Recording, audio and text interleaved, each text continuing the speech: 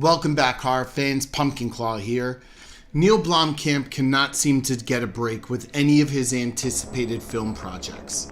The failed ignition for him to direct the long-awaited and heavily desired Halo movie, said to be produced by Peter Jackson, was DOA. But fortunately for us, Peter Jackson was just as disappointed that he fully funded Blomkamp's personal project, and we received District 9. In early 2017, Blomkamp started posting concept art on Instagram for a follow-up to James Cameron's Aliens, illustrating Ripley, a severely scarred Hicks, and an adult ass-kicking Newt. Fans were not the only ones enticed, and even Sigourney Weaver expressed interest in the idea. It was exciting to consider that we would be privy to both an Alien prequel in Covenant and a sequel. Ridley Scott unfortunately decided to 86 the idea, and with his planned follow-ups to Prometheus, did not want any distraction from his grand concept. With fans disappointed once again, Blomkamp again came through with an amazing YouTube special, a project he created through Oats Studios called Volume 1, Rakka.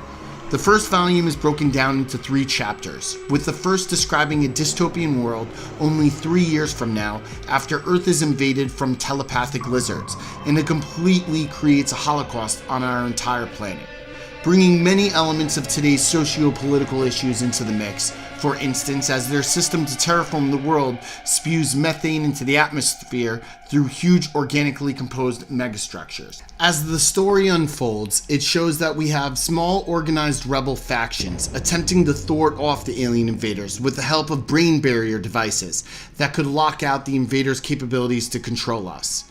Then, in an interesting twist, we get introduced to Nosh, a pyromaniac who uses suicide bombers as bait to blow up the highly intelligent creatures. Now this part I found so fascinating and might titillate people in an unnerving way. The image of a young woman putting a jacket over a vest of explosives is very resemblant to terrorist factions in the Middle East. This can be drawn to various degrees, raising questions, and could cause some controversy. I in no way think this is commentary to be used as a sympathy measure for the extremists in war-torn areas that kill their own citizens. I think this is designed to show that mankind has been left with no means to defend themselves, other than the horrific and unorthodox extreme measures. Then you discover she was used as bait by Nosh to entice the aliens out into the unknown dangers, which gives viewers a sense that all humanity is gone, and that we have truly lost what made us civilized. Nosh is an amazingly developed character, especially for the short time he is shown on screen, but also leaves open questions considering his background and what means he used to coerce that girl into that situation. Blomkamp must have heard fans' war cries for Sigourney Weaver to return as Ripley, and cast her as Jasper, a woman high in ranks of the human resistance with no compromise behind her eyes. Unfortunately for her, she has to negotiate with Nosh for technology and weapons, trying to sway him into helping the resistance, but he bluntly explains to her he does not kill them for the Battle of Earth. He just likes blowing things up, and desires to see the world burn. A big nod to Joker from The Dark Knight there.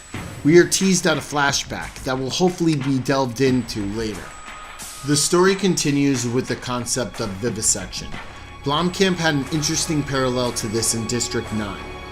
In that movie, we dissected and eradicated the illegal invaders for technological purposes, to learn more about their systems and technology in a very grotesque and inhumane manner. In this, the aliens do similar to us, utilizing organic and inorganic technology in an attempt to create drones. Most do not survive, and horrific scenes recall back to World War II and other genocides, with piles of human remains and bones stacked high, but some do survive and have developed a strange ability to see into the future.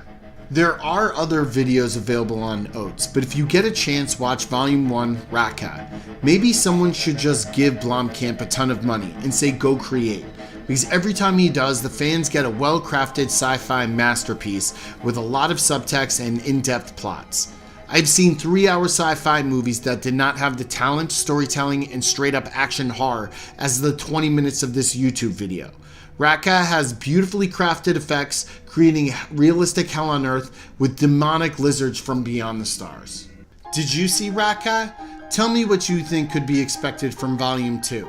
Comment in the section below, and please remember to like, share, and subscribe. Stay scared.